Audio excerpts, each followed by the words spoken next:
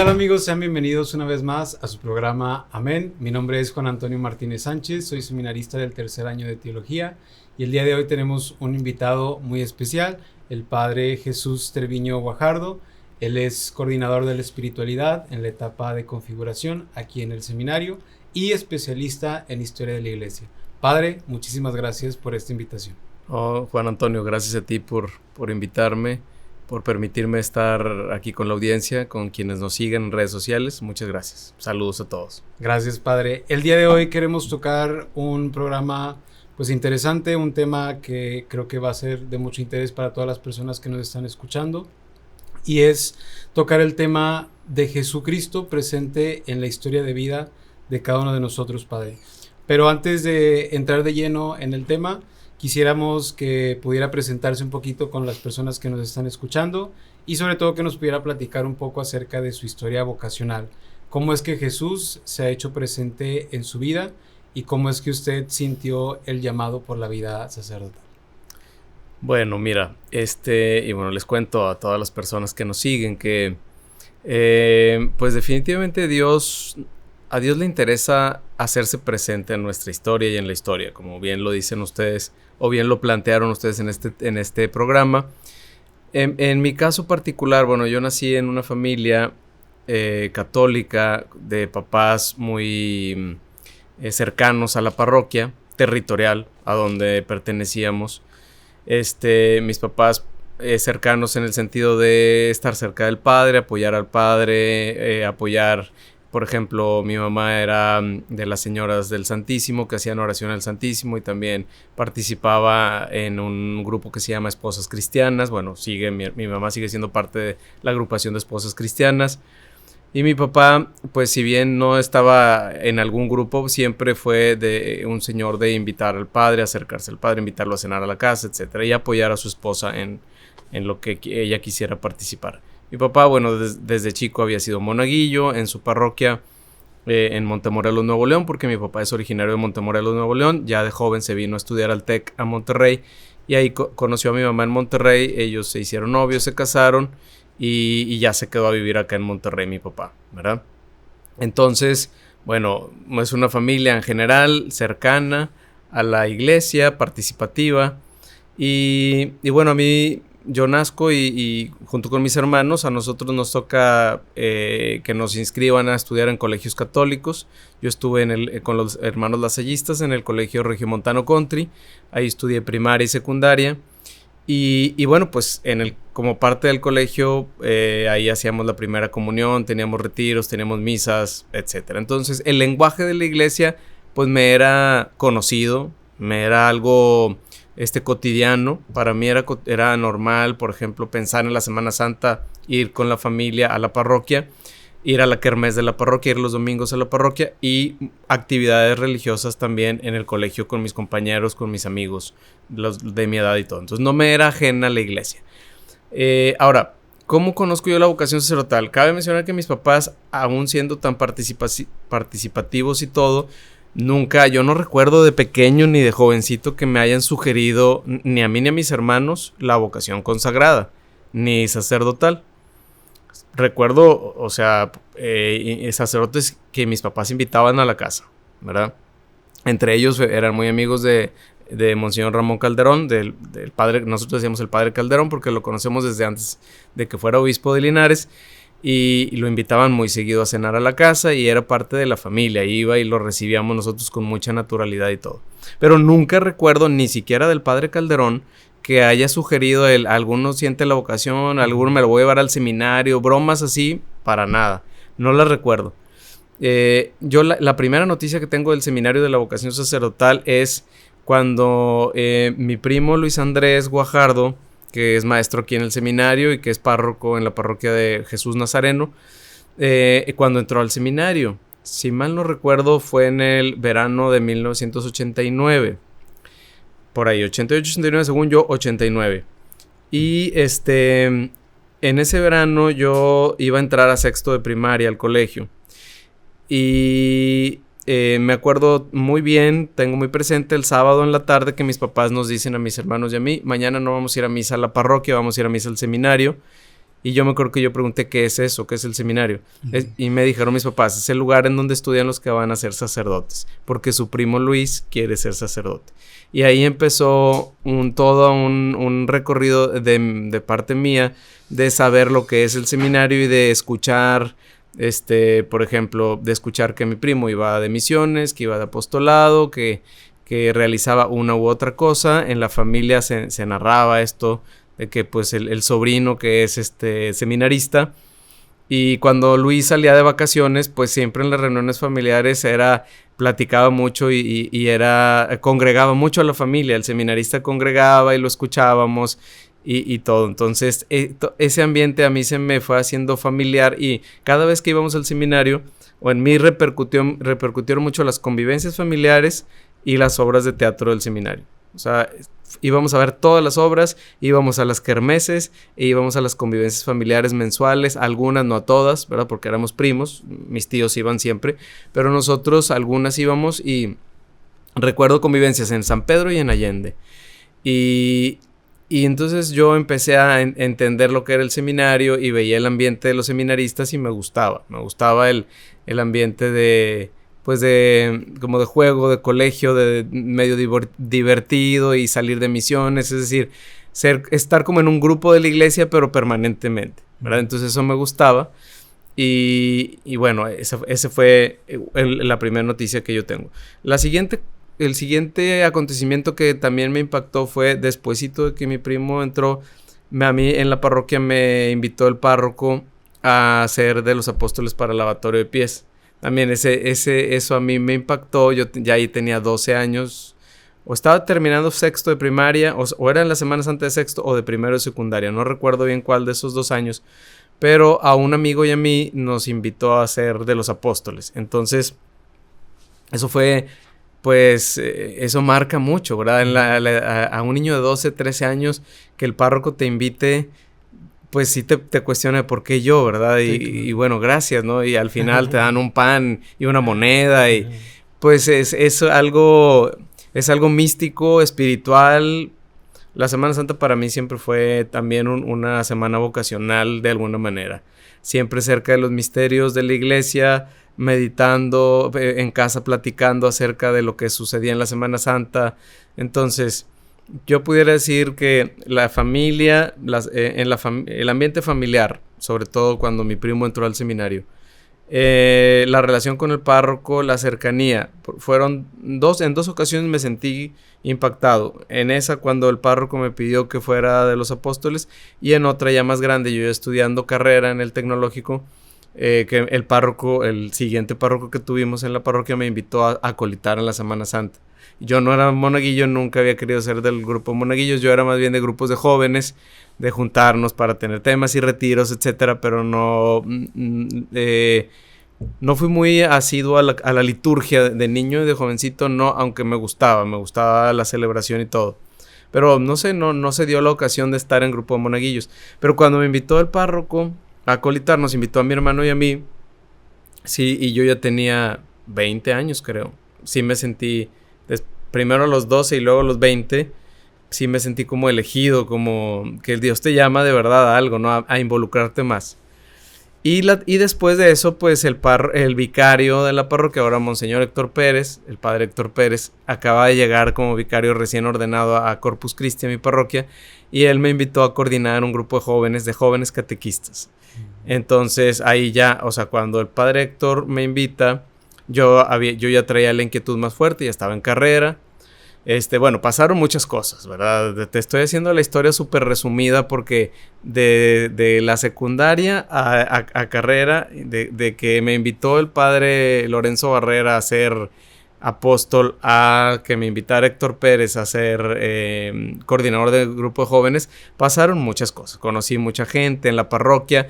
También participé en un grupo de misiones con los hermanos lasallistas. También tuve la oportunidad de tener un poquito contacto con la vocación de hermanos lasallista, escuchar un poquito la narrativa de ellos, de la vocación. Me fui 2 Semanas Santas con ellos a la Sierra de Durango, de misiones de Semana Santa. Entonces, pasaron varias cosas, ¿no? Y bueno, pero es el verano previo a que el padre Héctor Pérez me invitara a coordinar. yo había hecho una oración, me acuerdo muy bien, yo le había dicho a Dios porque ya se estaba acercando el final de mi carrera y yo seguía, bueno, mis mismos amigos de carrera me decían, oye, te la pasas mucho tiempo en la parroquia, y mientras todos ya estaban empezando a trabajar o todos ya estaban, o todos pues se daban mucho tiempo para salir al antro, a la fiesta, etcétera. Y yo iba ocasionalmente a un antro, iba ocasionalmente, sí me gustaba divertirme y todo, pero me gustaba ir más con amigos de la parroquia. Y me gustaba más estar en la parroquia. Entonces mis amigos del TEC me decían, oye, ¿te la pasas mucho en la parroquia? ¿Qué? ¿Vas a ser padrecito o qué? Y yo, pues nada más me reía y ya. Pero sí tenía la inquietud. Total, cuando Héctor Pérez me invita a coordinar el grupo de catecismo de jóvenes catequistas junto con otros amigos, ahí, bueno, yo había hecho una oración antes y le había dicho a Jesús, le había dicho, a ver, si me llamas a seguirte, pues mándame una señal. O sea, yo quiero saber si de verdad me llamas o si me lo estoy imaginando yo. Entonces, si me llamas, pues mándame una señal. A mí me estaban invitando a entrar a la mesa directiva de la Sociedad de Alumnos de Comercio Internacional en el TEC. Entonces yo le dije, en esa oración le dije, mira, o entro a la Sociedad de Alumnos en Comercio Internacional o dame una señal para ver si me quieres para las cosas de la iglesia, que quiero escuchar que me pides algo en la iglesia, ¿no? Y hice esa oración, me acuerdo que a los 15 días, pues me habla el padre, ¿no? Y me dice, oye, Chuy, quiero hablar contigo. Y yo, sí, padre, dígame. Y yo ahí ya de verdad que empecé o sea, me sorprendió mucho que la oración tuvo respuesta, ¿no? Uh-huh. Sí me impactó. O sea, yo dije, ay, Señor, sí existes. Porque, pues, ya ves, a veces uno pone a prueba a Dios y luego dice, no, pues, sí, como que uno tiene fe, pero sigue dudando. Sí, claro. ¿Verdad? Ahí nos movemos entre una certeza, pero una certeza y una posibilidad de estar imaginando, de que no sea real, ¿verdad? Uh-huh. Pero en esa ocasión para mí fue muy real. Yo hice la oración y luego el padre me habla y cuando voy a su oficina me dice, lo que pasa es que quiero que me ayudes a coordinar este grupo. Entonces yo ahí, para mí ya fue muy claro, ya no entré a la Sociedad de Alumnos de Comercio Internacional para ya dedicarme de lleno a la parroquia y ahí me decidí a hacer un proceso vocacional. Entonces hice el proceso vocacional y coordinando ese grupo en la parroquia y tomé la decisión de entrar al seminario. Y todavía cuando tomé la decisión de entrar en agosto del 2000, mi decisión fue, voy a entrar pero para probar, ¿verdad? Si no es lo mío, me salgo. O sea, yo no entré diciendo, estoy segurísimo que es lo mío. Aún y con esa prueba, yo todavía decía, bueno, a lo mejor Dios me dio esta señal, pero a lo mejor es para que aprenda algo en el seminario y me salga, ¿no? O sea, yo todavía seguía teniendo en mi interior la sospecha de que, bueno, a lo mejor me podría casar y formar una familia y trabajar en algo de comercio internacional que yo había estudiado. De hecho, como un mes antes o unas 3 semanas antes de entrar al seminario me hablaron ofreciéndome trabajo. Y recuerdo muy bien que hablaron por teléfono a mi casa y que dijeron, ¿se encuentra el licenciado Jesús Treviño? Y yo contesté y me dijeron, ¿se encuentra el licenciado Jesús Treviño? Yo le pasé el teléfono a mi papá, yo pensé que era mi papá. Y luego me dice mi papá, no, es para ti, no es para mí. Porque dicen que es el recién graduado. Y yo, sí. Y entonces ya, pues yo soy el licenciado, ahora bueno. Entonces contesto, tomo la llamada y me dicen, es que queremos ofrecer el trabajo en Banorte. Porque yo me había especializado en finanzas internacionales. O sea, había tomado mis materias optativas en finanzas. Entonces, le digo a la señorita, ¿sabe qué? Estoy a punto de entrar al seminario en 3 semanas. Pero ahí yo tenía en mi mente, a lo mejor me salgo, ¿no?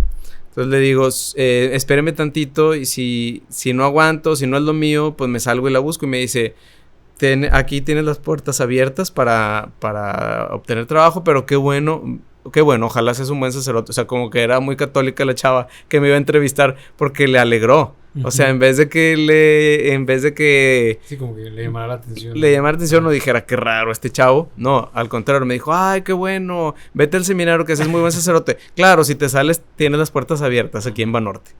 Y así quedó, y ya no me salí. Ya en el seminario me sentí en mi ambiente al 100%. Completamente. Sí. Muy bien, padre. ¿Y cómo surge ya después, padre, una vez que es ordenado sacerdote? No sé si pudiera platicarnos un poquito acerca de los lugares en donde estuvo, en donde ha ejercido su ministerio. Bueno, mira, como diácono estuve en el Sagrado Corazón de Jesús, aquí en Guadalupe, aquí cerquita. Fue un año de diaconado, una experiencia pastoral muy intensa en un año difícil, que era un año de violencia. Estábamos pasando por momentos de mucha violencia aquí en Monterrey, en esta zona de Guadalupe Juárez, y a mí me tocó pues por aquí, ¿no? Entonces, fue un año de acompañar a la gente y aprender a ser sensible con la gente que sufre y que padece situaciones difíciles, ¿no? Había pues muchos problemas de venta de drogas en las esquinas y ese tipo de cositas, ¿no? Entonces, bueno, ahí me hice sensible y aprendí muchas cosas ese año de diaconado.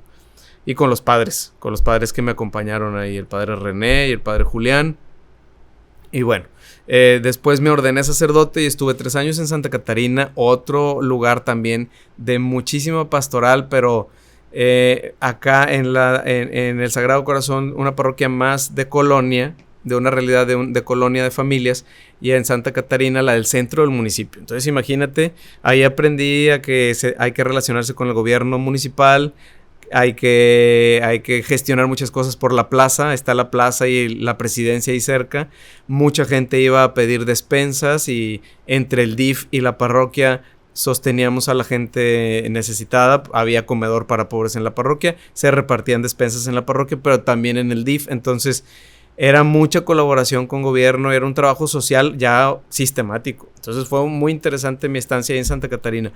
Aparte del montonananal de bodas que celebré y las confesiones a tope, o sea, confesábamos muchísimo, celebrábamos muchas bodas, misas. Bueno, Santa Catarina para mí fue un fogueo de ser sacerdote muy, muy fuerte, intenso. O sea, teníamos mucha actividad, bautismos, o sea, todo lo sacramental. Y aparte muchos grupos parroquiales, y aparte la gestión con el gobierno y la vida social, la cuestión social de la atención a los pobres, era mucho, ¿verdad? Entonces, ahorita está Casa Monarca, que es la casa que atiende a migrantes, pero no estaba cuando yo recién llegué. Hasta mi 3er año se empezó a trabajar en Casa Monarca. Entonces, mi 1er y 2.º año, nosotros, como podíamos los padres, atendíamos a los migrantes ahí. Entonces fue muy interesante, también muy social el trabajo ahí, 3 años. Y luego 3 años mi vida dio un giro, porque de ahí me mandaron a estudiar a Roma. Llegó don Rogelio, nuestro actual arzobispo, y me invita a irme a estudiar a Roma, y me voy 3 años a Roma a estudiar historia de la iglesia, que es donde entra la historia. A mí ya me gustaba la historia, en el seminario me gustó, pero yo no me esperaba que me fuera a pedir el obispo que estudiara historia. Yo pensé que me iba a pedir que estudiara teología, que me iba a pedir que estudiara moral, espiritualidad, no sé, algo teológico, ¿verdad? Me imaginaba cuestiones teológicas. Y cuando me dice, mira, tú estás en una lista recomendado para estudiar historia, y yo quisiera que estudiaras historia, pero pues tú dime lo que te gusta a ti. Puede ser teología, liturgia, doctrina social de la iglesia. Me ofreció teología, dogmática, liturgia, doctrina social de la iglesia, teología fundamental o historia. Entonces le dije, no, pues me quedo con historia. Y bueno, pues me fui 3 años a Roma, que fue toda una aventura a Roma. ¿Qué te puedo decir, Juan Antonio? Se necesitaría otro podcast para hablar de esa experiencia a Roma, que es otra onda. Lo que te puedo decir es que estoy agradecido, y qué bueno que tenemos este espacio. Estoy muy agradecido con la iglesia de Monterrey, con la gente que gracias a esta gente, a nuestra gente, nos podemos ir a estudiar, nos pagan este viaje allá. Nos permiten tener esta experiencia internacional que fue fabulosa. Entonces para mí Monterrey, yo les debo tantas cosas que yo aprendí allá en Roma, sobre todo la visión de iglesia a nivel internacional, fue muy interesante. Y bueno, los estudios de historia, que son muy exigentes allá. La facultad de historia en la Universidad Gregoriana es muy exigente, y bueno, pues me adentré de lleno al estudio de la historia, y fue muy gratificante, me gustó mucho. Luego regresé de Roma y estuve 2 años como prefecto de estudios aquí en el Seminario de Monterrey y prefecto disciplinar en teología. ¿Qué significa eso? A lo mejor la gente que nos ve, bueno, el que dirige los planes de estudio y todo el funcionamiento de la escuela en el seminario en teología, y también el que dirige a un grupito de muchachos a nivel disciplinar. Estaba yo con ellos para hacer aseos, para que la vida comunitaria esté ordenada en el seminario. Y luego, cuando yo recién llegué de Roma, don Rogelio me había dicho, vas a estar un buen tiempo ahí como prefecto de estudios. Yo quisiera que ahí te fogues y aportes en la prefectura de estudios, organizando los estudios. Pero al segundo año me dice, ¿sabes qué? Cambio de planes. Te voy a mandar a estudiar el doctorado a la Ciudad de México. Ya no a Roma, sino a la Ciudad de México, a la Universidad Pontificia. Y entonces ahí yo ya me había visualizado varios años aquí en el seminario. Y entonces me cambia la jugada a los 2 años. Y empecé un recorrido largo de cambios, de sucesivos cambios que me han ayudado a ser flexible y capaz de cambiar rápido. O sea, ahorita tengo la capacidad de, gracias a Dios, ¿verdad? Gracias a Dios que me lo ha dado y a que don Rogelio pues me ha permitido estar en varios cambios, pues rápido cambiar el switch y decir, bueno, ahora me toca hacer esto y lo hago, ¿verdad? Entonces estuve 2 años aquí en el seminario, me fui a México. En México llegué en 2018, en agosto del 2018, pero para marzo del 2020 se vino la pandemia. Entonces don Rogelio me pidió que me regresara a Monterrey y que desde acá terminara mi tesis doctoral. Estaba estudiando doctorado en historia, en teología con especialidad en historia. Y luego me vine en el 2020 y me pide que me agregue al equipo de formador del seminario menor como director espiritual adjunto, colaborando con el padre Darío como director espiritual en el menor. Entonces, y ya habíamos quedado que ahí iba a terminar el doctorado a distancia. Entonces yo estaba en el seminario menor, pero a los 3 meses, yo entré en agosto y en noviembre. Sí, a los 3 meses me dice don Rogelio, ¿sabes qué? Te voy a tener que cambiar porque te están pidiendo para que colabores en el episcopado mexicano como secretario. Entonces te cambias, sacas tus cosas de aquí del menor y te vas a regresar a México. Entonces eso fue en el 2021, me cambié y fui colaborador del episcopado mexicano con Monseñor Miranda como secretario de la SEM. Fue otra experiencia pues muy interesante de visión nacional y de visión de cómo cómo desde el episcopado se organiza la acción pastoral en la iglesia.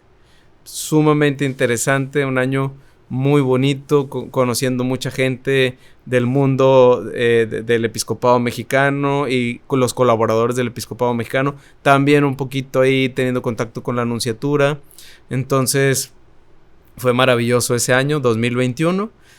Y terminando el año, porque Monseñor Miranda ya terminaba su etapa como secretario, yo también terminé mi trabajo ahí y me pide don Rogelio que me quede en México ya terminando el doctorado. Entonces me quedo 6 meses para el puro doctorado viviendo en la Universidad Intercontinental con los Misioneros de Guadalupe, que fue otra experiencia.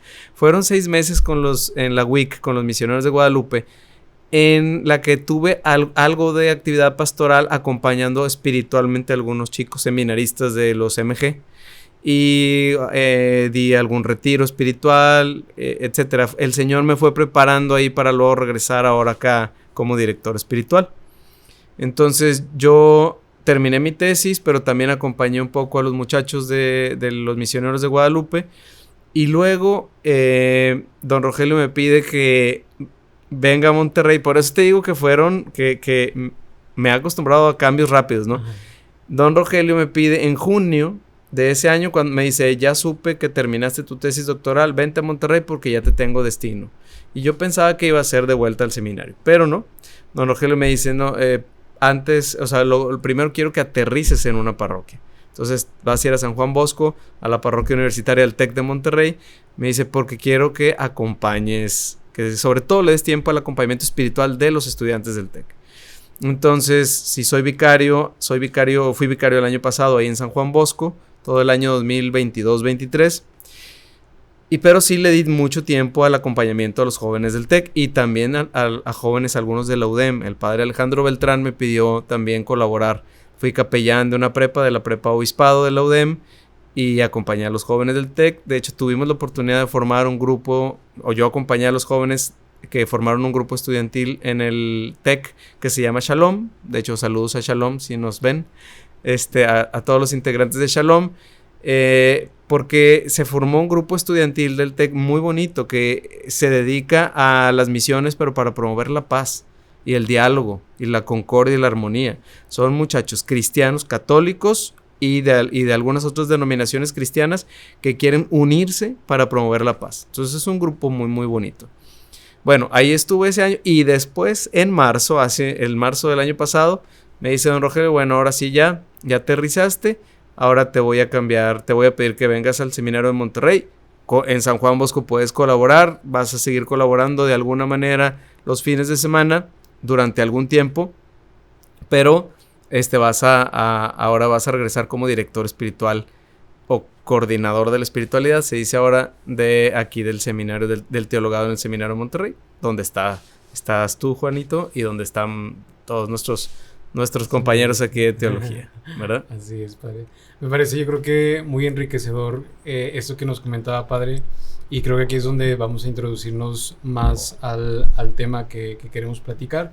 O sea, esta experiencia de ser historiador y de meterse de lleno a la investigación, también ejerciendo la docencia y conocer esta parte de la historia, sumado a la experiencia de acompañar espiritualmente.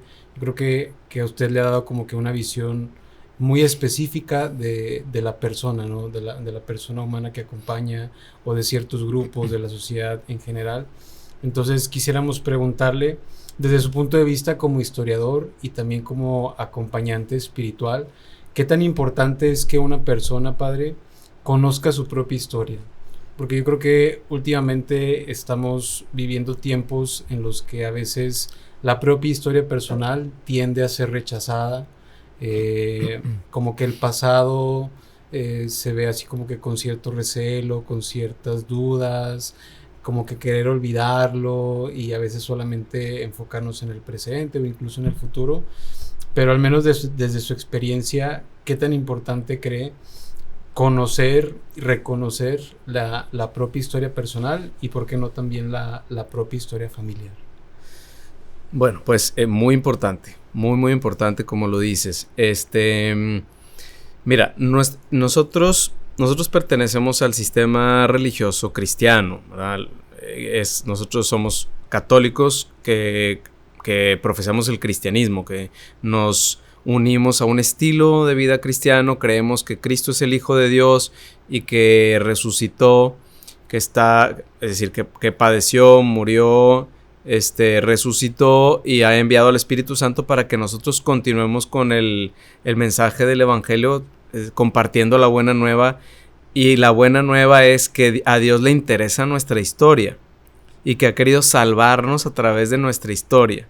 De hecho, le llamamos historia de salvación, ¿verdad?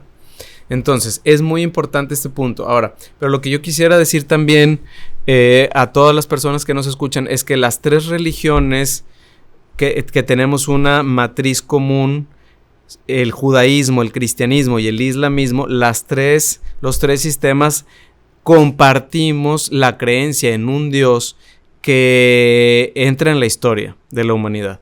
Hay otros sistemas religiosos que no tienen este concepto, ¿sí? Otros sistemas religiosos en el que Dios es como una energía, Dios es una fuerza, Dios a ese trascendente lo encontramos en la naturaleza, y nosotros, que sabemos que Dios ha creado la naturaleza y que podemos conocerlo a través de la naturaleza, nosotros sabemos que es un Dios personal que entra en la historia personal, ¿sí? Lo compartimos judíos, cristianos y musulmanes, compartimos esto. Ahora, los cristianos lo vivimos de una manera profunda, fundamentalmente profunda, porque creemos en Cristo que ha entrado en la historia, que entró, se encarnó, se hizo hombre, nació de la Virgen María y ha entrado en la historia para decirnos cómo es Dios en la historia. O sea, ¿qué le interesa a Dios en la historia de una persona? Por eso, una vez que vemos a Cristo y que sabemos lo que predicó y que sabemos los milagros que hizo, sabemos que le interesa sanar, le interesa restaurar, le interesa devolver la alegría, la fuerza a una persona, bueno, eso es lo que quiere hacer en nuestra historia. Eso es lo que nosotros tenemos que tener claro. Entonces, ¿por qué debemos conocer la historia de nuestra familia y nuestra persona dentro de esta familia? Pues para poder darnos cuenta si estamos caminando en sintonía con lo que Dios quiere, que nos ha revelado a través de Jesucristo, que es el amor, los dones del Espíritu Santo, los frutos del Espíritu Santo, ¿verdad? La amabilidad, la bondad, la benignidad, etc. Si estamos caminando en sintonía con ese Dios en nuestra historia. Si nuestra historia tiene, y claro, lo digo porque es verdad que nuestras historias son humanas y tenemos heridas en nuestras familias. Todos, nadie somos parte de una familia perfecta, ¿verdad? Pero si nos hemos acostumbrado a la herida, por ejemplo, a la herida de la envidia o a la herida del resentimiento, y ya no la notamos, y en nuestras dinámicas familiares está siempre presente eso, o los comentarios que dividen a la familia, los comentarios hirientes, los comentarios de menosprecio entre unos y otros, tenemos que despertar, darnos cuenta que nuestra historia la podemos redirigir hacia Cristo, hacia la luz de Cristo, que es el amor, la armonía, la justicia, la paz, la verdad, ¿sí? Dirigirlo hacia la alegría plena de la que nos habla el Evangelio en estos últimos días, el domingo pasado, ¿verdad? Les he dicho esto para que su alegría sea plena. A Cristo le interesa mostrarnos un Dios que quiere que nuestra alegría sea plena. Entonces, a ver, veamos en nuestra historia familiar y personal cuáles han sido los momentos de alegría plena. Si son poquitos, pues hay que conectarnos más con Dios. Y si son muchos, bendito Dios, estamos bien conectados con Dios. Vemos en la sociedad, Padre, y esto creo que muy, muy relacionado con lo que nos ha dicho, y creo que también en la misma iglesia, que hay quizás como una crisis de identidad. No sé si usted pueda compartir también esta idea. Una crisis de identidad que a veces nos hace, yendo a la idea anterior, como que olvidar nuestras raíces, olvidar nuestro pasado, como desconectarnos un poquito de eso. Y al menos desde su experiencia, ya nos platicaba esas experiencias que ha tenido en el ministerio sacerdotal. ¿Qué papel debería de jugar el estudio de la historia, tanto en la sociedad como en la iglesia?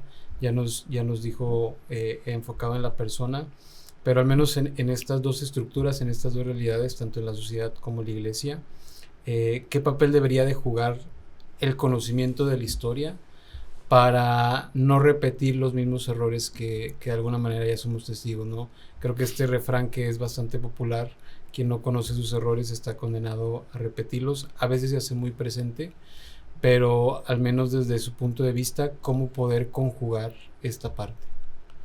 Bueno, es una pregunta muy, muy interesante, muy bien planteada en este tiempo que estamos viviendo. Este tiempo de mundo digital, de un exceso de tecnología, un exceso de individualización de nuestros procesos sociales incluso. Y en toda esta dinámica tan tecnócrata, tan regida por la tecnología. Tecnócrata habla de un gobierno de la tecnología. Bueno, estamos tan sometidos al gobierno de la tecnología que difícilmente podemos tocar nuestra identidad, o muy fácilmente nos diluimos en la tecnología. Tú fíjate, mientras más tiempo pasamos con los dispositivos, más fácil tenemos reacciones contrarias a lo que queremos, ¿sí? Eso lo platicamos todos cuando nos confesamos, o cuando platicamos con nuestros directores espirituales, o cuando hacemos una reflexión. Decimos, a ver, si yo ya me había propuesto ser más paciente, de hacer más oración, ¿por qué llega la tarde, después de todo el día estar en la computadora, en el celular, contestando WhatsApp y todo? ¿Y por qué parece que se me olvidó tan pronto lo que en la mañana me prometí hacer y soy otro? ¿verdad? Pero todos estamos en esto, hijo, ¿eh? Es una cosa muy interesante. Todos estamos en esta dinámica que la tecnología nos provoca, que si se diluye o es una dispersión de nuestra identidad, ¿verdad? Nuestra identidad, por ejemplo, de una persona orante, una persona caritativa, una persona misionera, entregada. No hablemos de sacerdote, pero sí, por ejemplo, de un seminarista o de un joven de una parroquia. Un joven de una parroquia que coordine un grupo de misiones, que le gusta la oración, le gusta la misión, le gusta la caridad, porque luego es capaz de cometer acciones, por ejemplo, probar drogas, ponerse hasta las trancas de alcohol, ver mucha pornografía, todo lo que tú quieras en la tarde, noche. Y el mismo joven o la jovencita dice, es que yo no quería, no sé por qué lo hago. Es porque no tenemos nuestra identidad bien afianzada, porque la tecnología la diluye. Entonces, bueno, si estamos en una época en la que es muy necesario tocar la identidad desde la historia. Es urgente. Urge que cada persona, los jóvenes, ustedes, los seminaristas, nosotros los padres, todos tengamos claras nuestros pasos históricos en nuestra vida para en cada momento en el que estamos a punto de como creernos que estamos dentro de una ficción digital, reaccionar y decir, a ver, no estoy, o sea, estoy copiando algo que vi aquí en el celular, pero ese no soy yo, no quiero hacerlo, yo no quiero consumir esta droga, yo no quiero yo no quiero perder la conciencia por el alcohol, etcétera, etcétera. Pero como aquí lo veo, que alguien se divierte mucho así, pues entonces urge tener un anclaje en la historia, es decir, tener muy clara nuestra propia historia para no desviarnos. Ahora, eso a nivel personal. A nivel comunitario y a nivel, ¿cuál es el otro que decías? A nivel comunitario y eclesial. Y eclesial también. O sea, la tecnología de la misma manera que a nivel personal nos distrae o diluye nuestros propios proyectos de vida, también lo hace, por ejemplo, a nivel eclesial. Nos podemos distraer mucho con los métodos, las formas novedosas de hacer un TikTok y olvidarnos de planear bien el fondo, el contenido de la catequesis. Por ejemplo, a ver, organizo a las catequistas para que hagan un TikTok, qué padre, muy bien, ya con eso ya organicé bien la pastoral. Pues no. Pero la tecnología hace que nos diluyamos. Entonces, necesitamos saber quiénes somos, qué recorrido hemos tenido, por ejemplo, en una parroquia, para no distraernos y no deslumbrarnos porque en la página de la parroquia tenemos muchos likes. Eso nos distrae, nos puede llamar tanto la atención que nos olvidamos de la historia y de lo que nos da consistencia, de lo que nos da forma, de lo que es profundo en esto, ¿verdad? Porque los likes varían de un día para otro. Y entonces sí que bueno que tengamos ese medio de comunicación, pero no podemos dejar que eso opaque o borre todo el recorrido histórico que tenemos que tomar en cuenta para nuestro proyecto. Y en una ciudad igual, ahí lo vemos en las campañas políticas, ¿verdad? Están tan centrados los agentes políticos, están tan centrados en la popularidad, en la imagen, en el like, en que se vea bien, que esté muy bien photoshopeada la cara, etcétera, etcétera, que la frase sea la frase que impacte, que olvidan toda la historia, se olvida la historia que tiene una ciudad, una comunidad, y por lo tanto se olvida lo que se necesita, en qué se necesita trabajar, ¿verdad? Entonces, nosotros, por ejemplo, aquí en el noreste de México, pues tenemos que tomar en cuenta al menos del 2010 para acá que ha pasado, ¿verdad? Cómo nos ha afectado la violencia, cómo ha afectado a cómo la sociedad se ha movido de un tipo de industria a otra, cómo va la educación, si hemos avanzado o no, ¿verdad? Cómo está la salud de nuestro pueblo.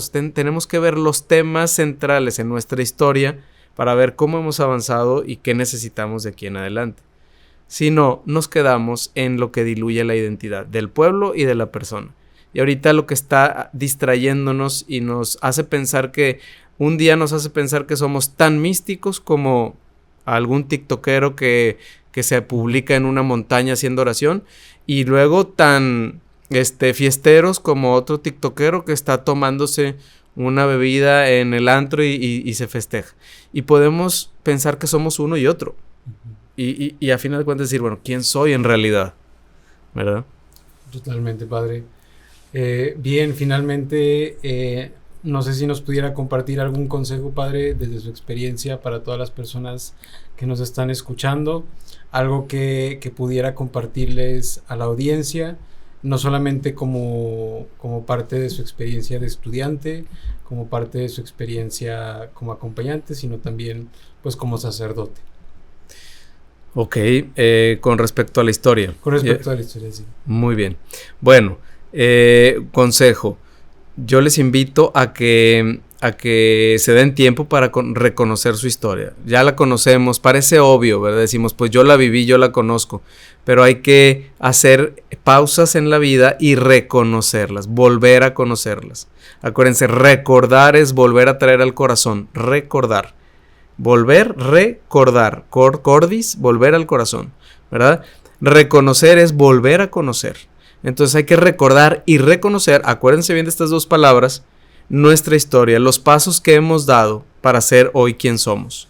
Y si nos ha faltado algo que esté en nuestro corazón como un anhelo, hay que ponerle atención. No dejemos los anhelos ahí nada más guardados. Hay que poner atención a los anhelos que quedaron ahí y que son parte de nuestra historia. Ahora, los que, bendito Dios, los hemos sacado adelante, ese anhelo que ya lo sacamos adelante, bueno, ahora ¿qué sigue? ¿Verdad? ¿Cómo puedo llevar este anhelo que ya cumplí? ¿Cómo puedo llevarlo a dar fruto, a dar mayor fruto, mejor fruto, ¿verdad? Como para alguien puede ser terminar una carrera, ordenarse sacerdote, terminar teología. Entonces, eso irlo teniendo muy claro y ver, bueno, ahora qué sigue, ¿sí? Por ejemplo, Juan Antonio, ¿cómo ha vivido? ¿Cuáles han sido los pasos? Y por pasos me refiero logros, caídas, sueños cumplidos, anhelos cumplidos y sueños pendientes. Si quieren, tomen ese esquema para elaborar su historia y reconózcanla claramente. A veces nos duele reconocer los sueños o los anhelos que se quedaron ahí pendientes desde nuestra infancia. Y hay que sacarlos y ver qué se puede hacer todavía. Padre, pues muchísimas gracias por este momento que ha compartido con todos nosotros. Agradecemos también a todas las personas que nos han acompañado durante este programa. Y pues muchas gracias, Padre, por aceptar la invitación. Seguimos invitando a todas las personas a que nos sigan a través de las redes sociales y que puedan seguir acompañándonos a través de las diferentes publicaciones de nuestras páginas oficiales. Muchas gracias, Padre. Gracias, muchas gracias a todos.